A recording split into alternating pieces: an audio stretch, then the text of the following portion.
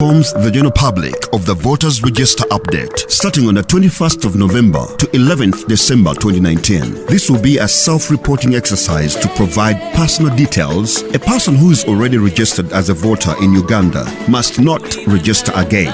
A voter who wishes to transfer to a new voting location must present confirmation that he or she is now a resident of the parish of that new voting location. The exercise will enable registered voters to confirm accuracy of their particulars on the register and correct any errors identified on the National Voters Register.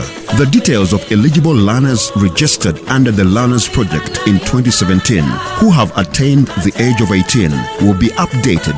Such learners should present themselves at the registration or update center with their national identification